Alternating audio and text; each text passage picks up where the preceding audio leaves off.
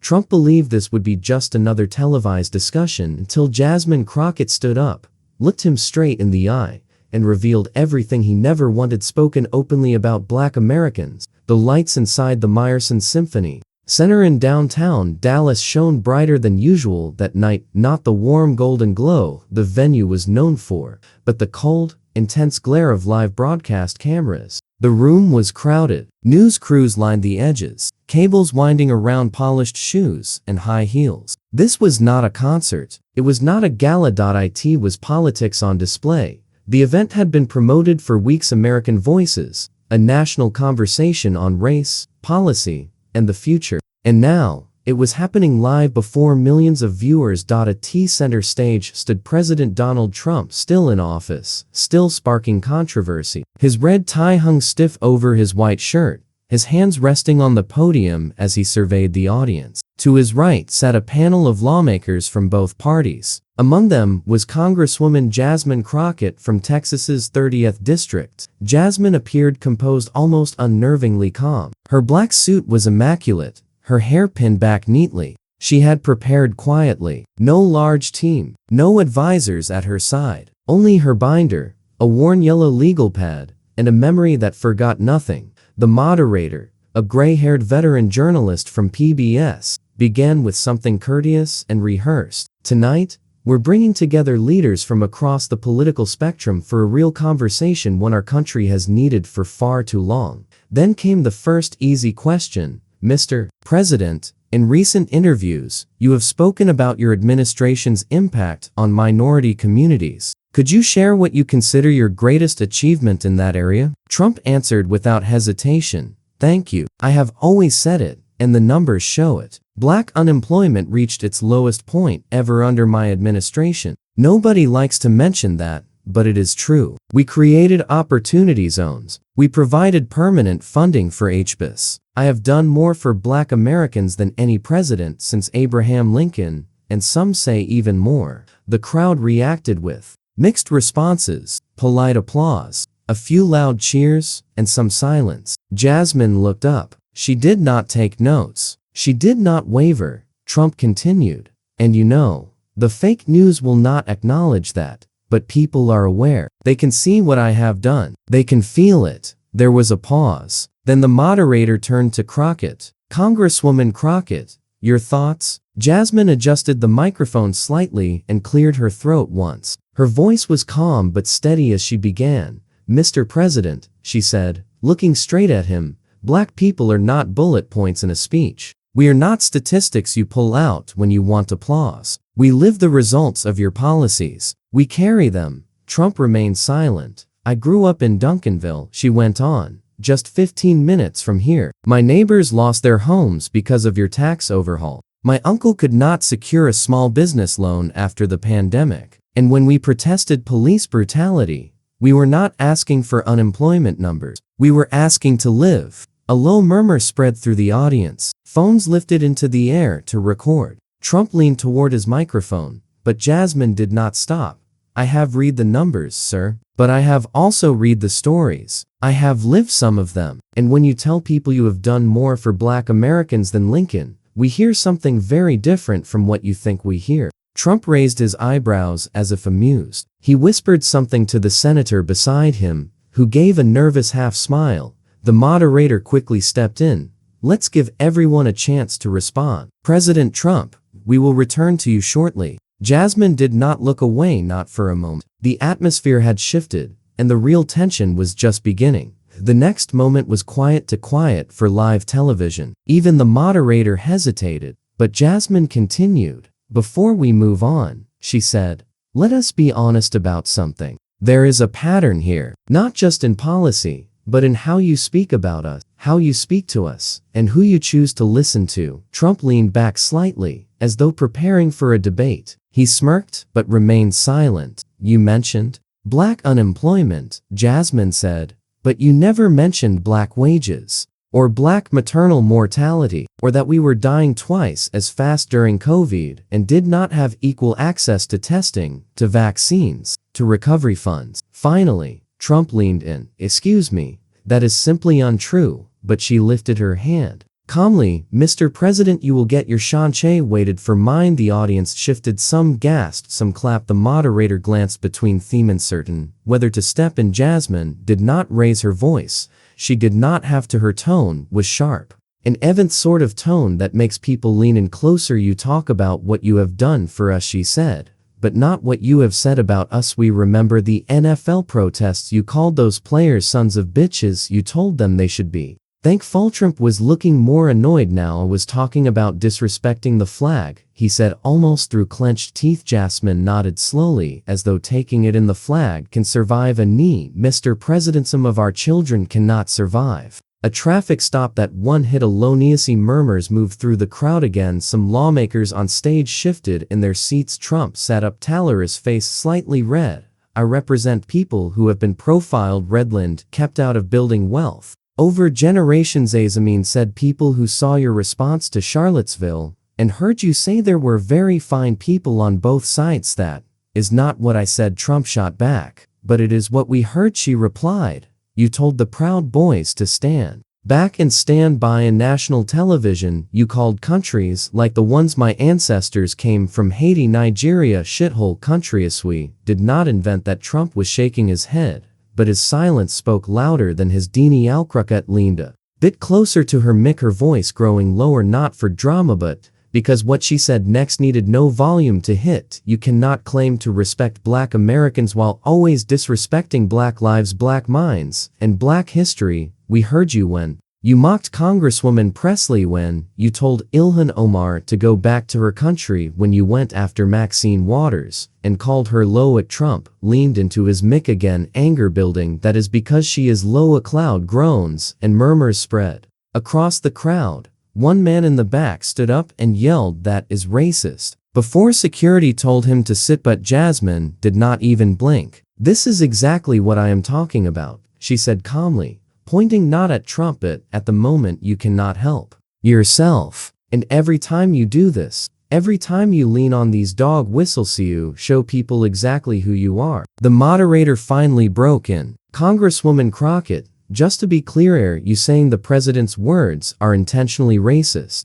I am not saying that indirectly, she replied. I am saying it outright. And anyone who has lived as a Black person in America does not need subtitles to know what he means. Trump was breathing hard now, his lips pressed tight. For once he did not interrupt. The audience stayed silent, a new kind of silence, one that did not look for a reply, one that felt like a decision had already been made. Cameras captured everything, every shift, every glance, every tight expression. Jasmine turned a bit toward the audience, not with pride, but with purpose. Her next words were slower, like the final words of a lawyer finishing an argument. You do not have to shout slurs to be racist. Sometimes racism shows up as apathy. Sometimes it wears a suit and shakes hands and still signs laws that make it harder for people like me to vote, to breathe, to live free. She paused, and I am not saying that for a headline. I am saying it because it is real. But the hardest truths were still coming, and Jasmine had brought more than just words. Jasmine did not hesitate. With her left hand she reached into the folder she had placed under her chair. It was not dramatic. It was precise, measured. She opened it,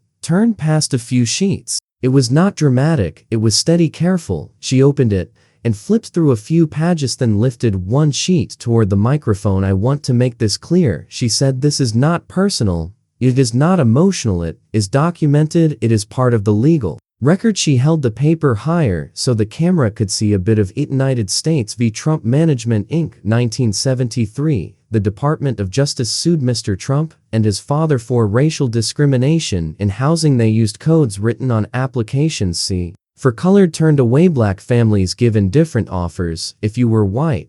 The moderator shifted in his seat. Jasmine set the document softly on the table in front of her and picked up another one. A 1990 interview with Vanity Fair. Jen O'Donnell, one of your past executives, quoted you saying, and I quote, "Black guys counting my money hate it. The only people I want counting my money are short guys who wear yarmulkes every day." You never sued him. You never denied it under oath. Trump shook his head and let out a bitter laugh. That guy was a nobody, a liar, and yet you gave him an executive role. Jasmine replied right away without missing a beat. Strange how your people become liars only after they leave. She reached for another page. You took out a full-page ad in 4 New York newspapers back in 1989, demanding the death penalty specifically for 5 Black and Latino boys in the Central Park case. You wrote, "Bring back the death penalty. Bring back our police. Those were kids innocent." Later cleared by denying, never apologized not once Trump started to speak. But she stopped him not by shouting, but with calm firm words.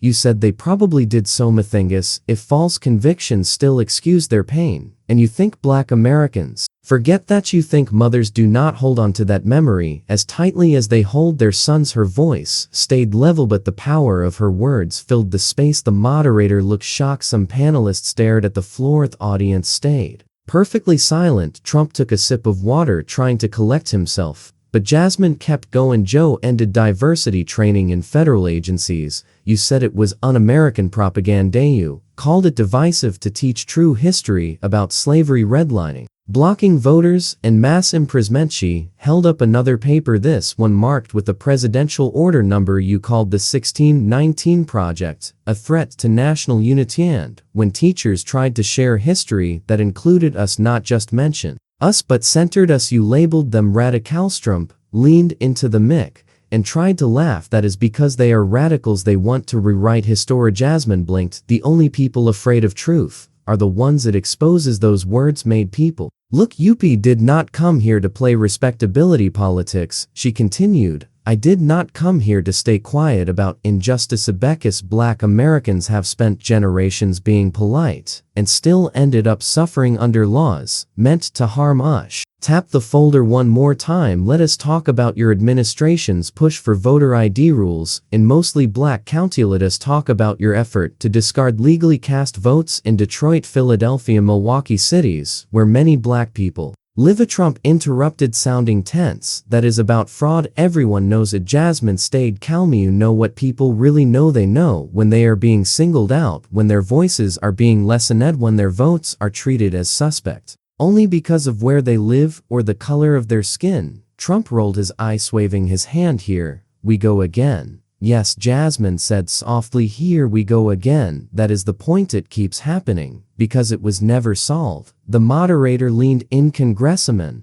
are you saying the president's record makes him unfit to speak on Resi?" Jasmine faced the camera, not Trump, not the moderator, not the audience, the camera. "I am saying the record speaks for itself, and anyone listening who truly listens needs to ask themselves what kind of leadership they are willing to look past." But Jasmine was not only there to point at the past, she was building a case for something bigger. Trump's body language shifted. He was no longer leaning forward with confidence. She leaned back, looking uneasy. His usual smirks appeared slower, now stretched thinner, as if he was waiting for someone to help him out. But no one on that stage was moving. He pulled the mic closer. "Look, Jasmine, or whatever your name is, some people in the audience gasped out loud. "Me name is Congresswoman Crockett," she answered firmly, "and I have earned every letter of it." Trump waved his hand like brushing something away. "You have got a binder full of fake news. That is all this is. Same lies CNN has pushed for years. I have done more for Black Americans than any on this stage." Someone in the front row laughed, not a friendly laugh, the kind that slips out when someone says something so ridiculous your body reacts before your mind understands. "I created opportunity zones," Trump went on, "gave permanent money to Black colleges. I signed criminal justice reform. But do I get credit for that? No, because people like you want to call everything racist." Crockett did not even blink. "People like me." Trump paused, realizing he had just stepped into trouble. He tried to backtrack. "No, I mean Democrats. You all focus too much on recession." Gave a small smile, but there was no humor in it. "We are not obsessed with race. We are affected by it every day. Fact that you believe talking about racism is worse than going through it, that is the issue." The moderator stepped in, trying to ease the tension with a new question. But neither Trump nor Crockett followed his lead. "Let me ask you something, Jasmine." Said no, turning back toward Trump, leaning forward a bit. "You say you helped Black Americans. Did you ever actually listen to them? Not your donors, not the ones in hats at your rally. Mean the single mother in Fort Worth who could not afford childcare after you cut community grants. I mean the teenager in Shreveport who could not get into a decent school because your education secretary tried to take away public funds. I mean the family in Jackson saw their water turn brown while your EPA Weakened clean water protections. Trump rolled his eyes. No, you are blaming me for water issues. I'm saying leadership is taking responsibility for problems you did not create. But let me finish. Trump leaned forward, raising his voice. I did Listini. Had Kanya, I had Diamond and Silk. Ah, so that is your focus group, Jasmine said. 2 artists and a YouTube pair. No mayors, no community leaders, no school superintendents, only people who clapped for you on television. Laughter spread across the crowd in waves. It was not a joke, but it felt like pressure leaving the room. You do not get to congratulate yourself because you found 3 black people who praised. Yush went on. That is not outreach. That is just appearances. Trump sat there in silences, face unreadable for a few seconds, then soft lino. She said, I am simply not afraid of you. The words lingered. The moderator tried again to guide the conversation, but the energy had shifted. The president was no longer leading the staggeer, was now defending why he belonged there. Behind them, a ticker scrolled across the bottom of the screen. Twitter posts were pouring in, clips were being shared, hashtags were popping up. Jasmine speaks, hash receipts, and respect. I am not afraid. The moderator finally managed to break through. Let us change the topic slight. Like Ingress and Randall, you have worked on bipartisan education reform. What is your view? The camera moved to an older white man to seats over, but his voice came out weak, distracted. No one seemed interested anymore. Not there, and not watching at home. Jasmine leaned back a bit, folding her folder shut. She had said what she came to say, it because it was easy not to make it trend, but because the silence had lasted too long. And silence is never neutral. But the silence was gone now, and something deeper was about to come out next. Moderator tried to switch the attention, but the mood in the room did not follow. The weight of what had just happened, it still hung over the panel like heavy rain clouds. The camera slowly moved again, settling back on Jasmine. Nuho did not ask for more time, but took it because she needed to. Since we are discussing impact, she began, her voice softer. Now let me tell you about my cousin, Darnell. Trump leaned back in his seat, arms crossed. He lived in Longview, Texas, a good kid. He smiled more than he spoke, loved to draw superheroes with stacks of sketchbooks in his room. He dreamed of becoming an architect. One day the room went quiet again, not because she demanded it, but because something in her voice told everyone to pay attention. One night, when he was 17, he was driving home from his part-time job at Sonnegot, pulled over for a broken taillight. He reached into his glove compartment for his insurance card. A police officer said he moved too quickly. Darnell never made it home. Trump shifted in his chair. Jasmine looked down at her hands for a moment, then back up. He was not a headline. He was not a viral hashtag. There were no protests, no marches. Just one more family with an empty seat at Sunday dinner, and no one left to call for help. She let it hang. You want to talk about policy? You want to talk about your record? Let us talk about what it is like growing up knowing any meeting with Polisek old be your last. Let us talk about why I ran for Congress, not for power, not for fame, but because I am tired of burying people like Darnell. Her voice wavered slightly, but not out of weakness, but because it proved she was not just reading words, she was living them. You tell us to be thankful. Thankful for jobs. Thankful for opportunity zones. Grateful to be here. She looked at Trump again. We are not visitors in this country, President. We helped build it. Our hands raised the buildings that carry your name. More votes put you in office. And yet, we are still waiting for the full promise of citizenship. Trump stared straight ahead, refusing to reply. Maybe because he did not know how, maybe because he understood exactly what she meant. And I do not care if this makes you Jasmine continued. Because we have lived with discomfort for centuries, uncomfortable in schools that erased our history, in hospitals that overlooked our pain, in banks that refused us loans, and in cities where a Confederate statue gets more protection than a black teenager walking home with a bag of Skittles. A woman sitting near the front wiped away a tear. Jasmine did not try to soften the moment. She stayed there firmly. There is a reason I brought documents tonight, not to shame anyone, but because we have been gaslit for too long, told we are imagining things, told that if we just work harder, speak softer, wear a suit, things will be different. She paused again. Darnell wore a polo shirt, and it did not save him. The moderator looked surprised. It opened his mouth, and then closed it again. Trump finally spoke in a quiet voice. I am sorry about your cousin. Jasmine looked him in the eyes. Thank you. but he is not just my cousin, is our shared responsibility. The system did not fail that night. It worked exactly as it was set up. That sentence landed like a heavy blow. This is not about political parties anymore, she said. It is about whether we are going to fix how things work or keep pretending it is just an accident. The moderator cleared his throat. Congresswoman, do you think the current administration? But the question never finished. Jasmine was not done. I'm here tonight not because I enjoy debate, said, now turning a bit to speak to the audience. I came because there are young people watching, black kids watching, people who feel invisible. Every time a politician uses our pain as a pause in their speech, leaned closer to the mic one more time. I came so they would know we see them, we hear them, and we are not finished fighting yet. But the fight was only halfway done, and the pushback was just starting. The silence that followed Jasmine's last words was heavier than applause. It was the sort of quiet that happens when people start questioning what they thought they knew. But Trump was not the kind of person to let silence stay. He scoffed, shaking his head. You know what the real problem is? People like you want everything to be about race, every topic, every policy. It is always about skin color with you. Jasmine leaned back in her chair, resting her arms on the tablesh. Did not even look at him right away. Trump went on, have built businesses. I have worked with everyone, black, white, Hispanic,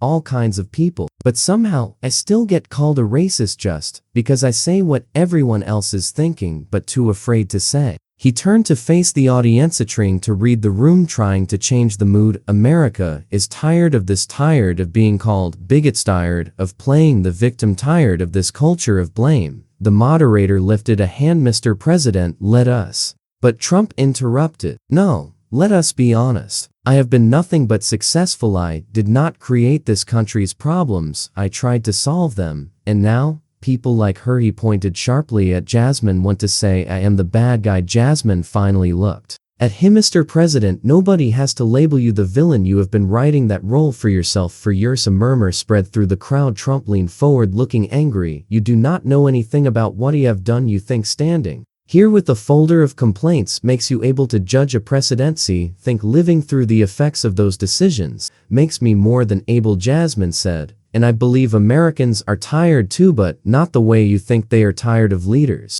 who cause harm and then pretend it never happened. Trump's face grew redder. You are lucky to be on the stage with me, he said. It grew quiet. I did not come here to feel luckish, replied. I came here to speak the truth. The moderator stepped in again, voice strained. Let's try to keep this from getting personal. It is already personal, Jasmine replied, turning toward him. It becomes personal when your children cannot safely walk to school. It becomes personal when your name seems more dangerous on a job application, your skills. It becomes personal when your president describes your neighborhood like it is a war zone while ignoring the policies that made it that way. The crowd started reacting, clapping, some cheering. It was not loud, but it was sharp, focused, and real. Trump turned to one of the lawmakers sitting on his right. Can you believe this? Man paused before speaking. She is not wrong. Trump narrowed his eyes. Swat.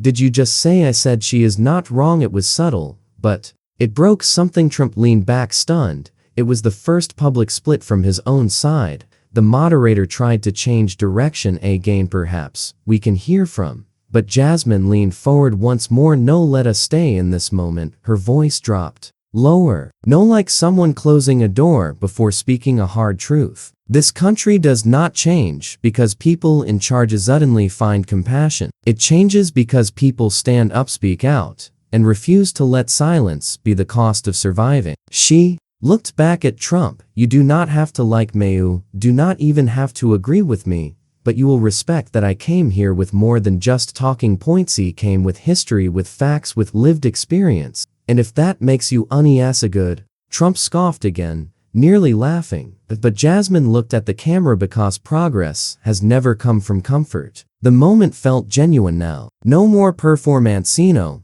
more short lines for clips. Two people stood on stage, one defending his record, the other insisting the truth be recognized. But the room was not the only place paying attention. Outside those walls, a bigger reckoning was unfolding. Outside the Meyerson Symphony Center, the night air in Dallas felt still and thick, but inside the mood had completely shifted. The audience that once seemed mixed, polite clapping, quiet nods, was now hanging onto each word. Jasmine's spokesman stood with arms folded, taking it in. Others held up their phones, not as a distraction, but to capture the moment. People were not just watching, they were keeping track. The moderator tried to steer the talk back toward policy. Let's move a bit toward criminal justice reform, an area where Mr. President's administration earned bipartisan praise for the first step act. Trump sat up straighter. Finally something he could talk about. That is right. I signed criminal justice reform,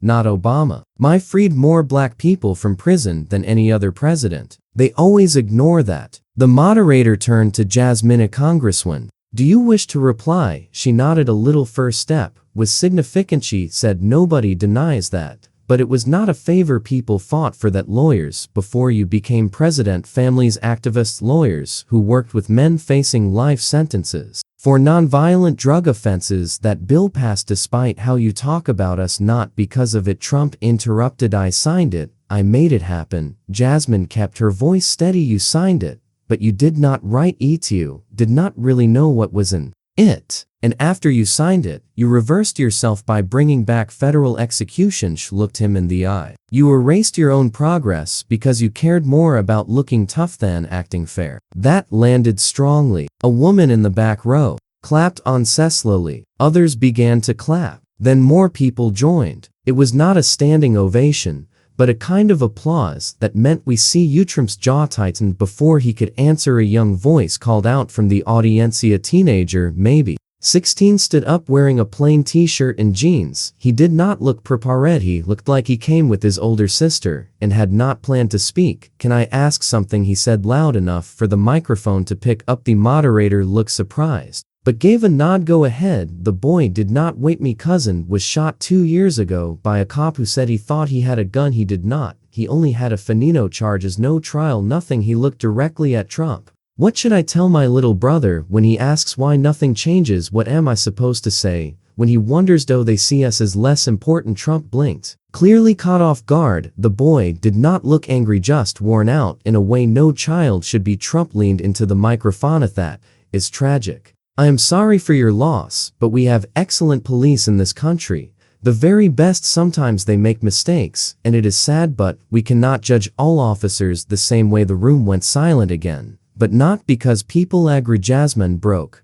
the silence. You do not have to blame every officer to admit there is a pattern. You just have to stop acting like there is no brush at all. The teenager nodded gently, sat back down, and for the first time that night Trump seemed smaller, not physically, but in how he carried himself. His words felt like they were bouncing off the room instead of sinking in. Jasmine spoke again, her tone softer each time. A person like that young man tells their story and hears only deflection. The message is clear. Your pain is seen as inconvenient. Your grief is treated like a political problem, but we have to stop acting like black trauma's a public relations issue. She turned to address the crowd. We cannot keep asking our children to swallow their anger so adults can stay comfortable. That was it. The moment when the audience completely shifted. People clapped, not politely, but because something inside them had moved. Some stood, others wiped tears. No shouting, no chanting, just recognition. Trump leaned back, his face unreadably. The moderator looked at Jasmine again. Congresswoman, if you had the president's platform for one day, what would you tell black families watching right now? She did not hesitate. I would tell them they matter, that their lives matter, their stories matter, even when the system tries to erase them. And I would say this, they are not alone. But outside that hall, her words were already catching fire, and the rest of the country was about to feel its segment wrapped up just before 900 key. But the story was only starting as the credits rolled and the stage lights faded. Phones lit up all across the country. Twitter, Facebook, Instagram, TikTok, Threads, Reddit, everywhere clips of Jasmine Crockett speaking directly to the president were going up, clipped, edited, captioned, and shared before she had even left the building. Her words, "We are not guests in this country," built it, were already becoming memes. Tweets and calls to action. In a cafe in Baltimore, a group of college students stopped studying to watch the clip. In a living room in Compton, a grandmother called her daughter Over this is the woman I told you about. Look how she stood her ground in Portland. A conservative radio host played a short piece of the exchange on air and admitted, say what you will about her, but she did not stumble within the whore #Crockett challenge was trending not as a joke, but as a way for people to share their own stories. Speaking truth to those in power. Teenagers posted videos calling out racism in schools. Teachers shared clips of lessons they refused to leave out. Lawyers posted cases they had fought for years, each tagged with Jasmine's words. Meanwhile, at the White House, staff were scrambling. Trump had returned to his Dallas hotel suite angry. She rattled me. Plessy barked at his communications director. She is a nobody. It was just a moment. Nothing more, but his team was already working on damage control. Sir, the issue is this is not one clip, it is 5. And they are everywhere. Fox News opened their hour with a cautious angle. Heated debate at Race Forum. Did Trump fall into a trap? CNN pushed harder. Congresswoman Crockett breaks down racial debate live on air. Even The Hill, usually more careful, posted a headline reading Crockett's calm, one voice, one binder, one night, that shifted the conversation on race. By morning, Jasmine's office was overflowing with emails, some full of thanks, some angry, many from regular people. I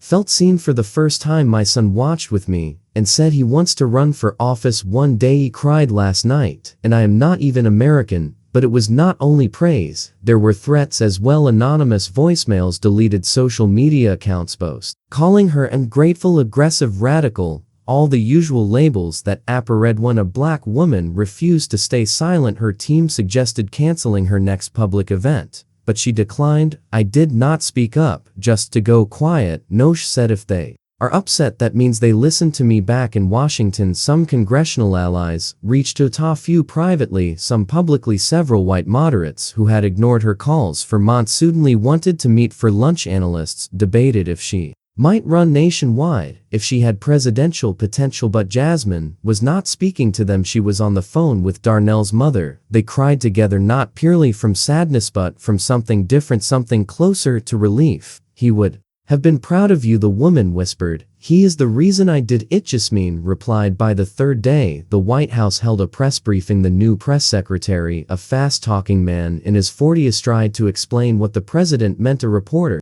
cut him off. We know what he said. We want to know why a sitting president could not answer a teenager's question about justice without switching to crime number. She had no response. Meanwhile, Jasmine put out a brief video, only 60 seconds long, filmed in her district office. No music, no fancy editing. For every young person who has ever been told to wait their turn, to stay quiet, to be more polite when faced with injustice. Not, she said, speak the truth, stand firm, and never let anyone convince you that silence's strength. That video became the most shared political clip of the month. But all that attention did not change Jasmine Herselfand. In a few days, she planned to take the conversation to places the media would not follow. By weeks, and the dust had not settled, it had thickened. Jasmine Crockett's name was on every news ticker, her face on magazine websites meant for celebrities and world leaders. But while media outlets tried to paint her as the unexpected voice of the year, Jasmine herself was already back in her district, walking through the parking lot of an underfunded middle school in Terrell, Texas. A local teacher named Mrs. Clay had contacted her days earlier. She did not want a photo opportunity, simply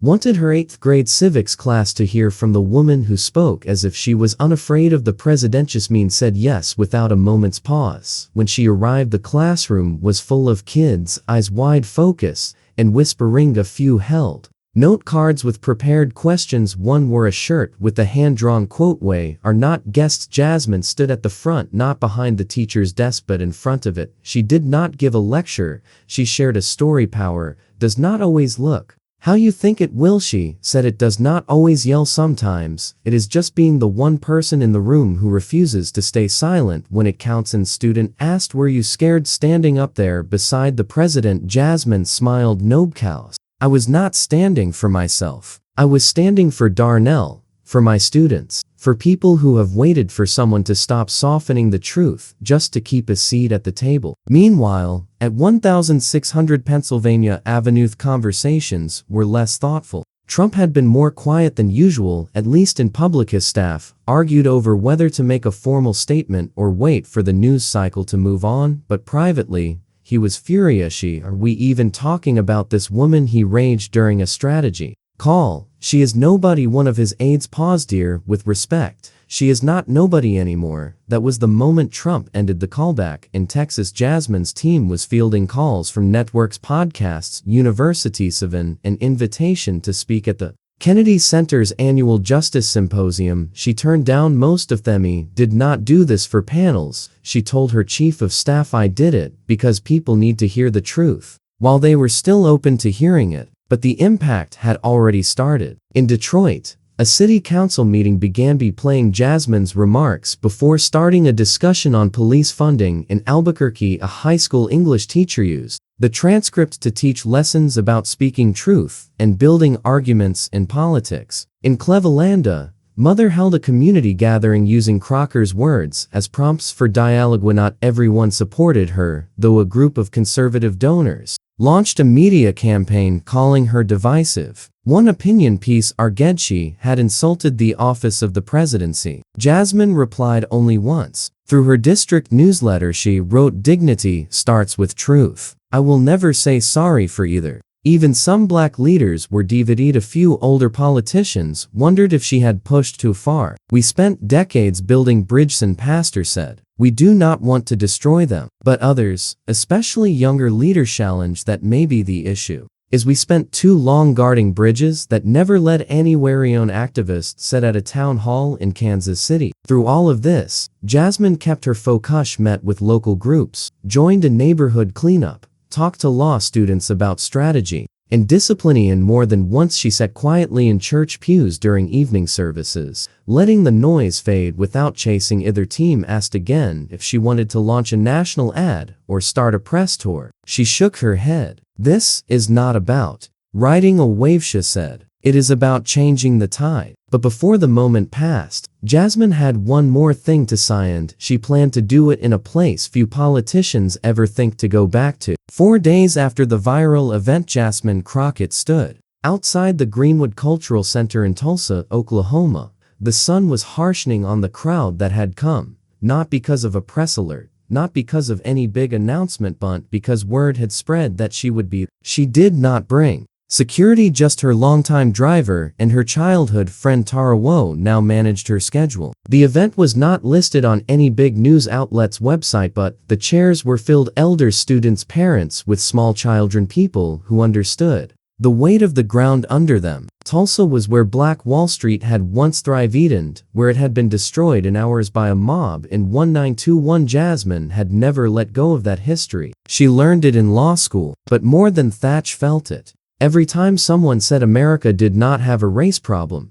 she stepped to the microphone set up in front of the center's doorway. No stage, no teleprompter, just her. "Did not come here to replay pain," she began. "I came here because I wanted to speak in a place that knows what it feels like to be strong and wounded together." The crowd stayed silent, listening to every sentence. "When I stood on that stage in Dallas," went on, "I did not aim to go viral. I did not have a plan to take over." Heedlanisi came with a folder of facts and a spine that would not fold. A man in the second row nodded gently, arms crossed on his chest. "Some people asked me later, how did you stay so steady? But I was not calm, was focused. There is a difference. Calm stays. Focus." Muvesh looked out over the people. "I have been in rooms where they acted like racism ended long ago. Have been in meetings where policies were discussed like we were not living with the outcome. And I learned this silence is a privilege. Not everyone can stay quiet and still survive." A teenager lifted his phone to record. A little girl stood on her toes to see better. "We are here in Tulsa, on ground that watched dreams turn to ashes, but we are still here. And if this place can still stand, so can we." She stepped a little closer to the front row. "Do not let anyone convince you that speaking out makes you angry or extreme or dangerous. That is what they want you to think, because it keeps them comfortable, but comfort was never the purpose.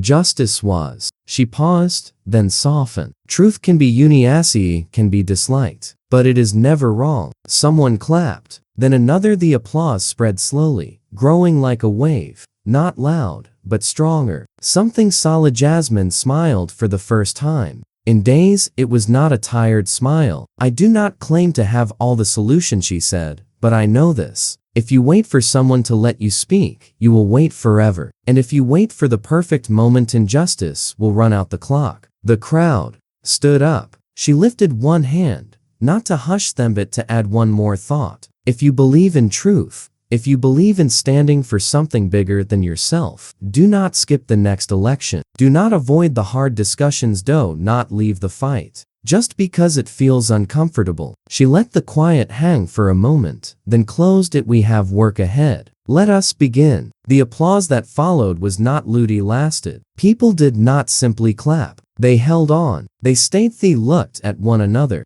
as if something had changed. This was not only viral, it went deeper. Instead of that evening, Jasmine went back to her hotel quietly. No reporters, no party, just a deep breath. And all over the country, a different kind of talk was beginning. Not on television, not on a platform, but around kitchen tables, in classrooms, in buses, and in churches. Because one woman spoke the truth and challenged America to listen. If this story meant something to you, do not let it stop here. Share it, discuss it, vote like it matters. Because it does. And always remember, when you choose to stay silent, you choose the side that gains from your silence.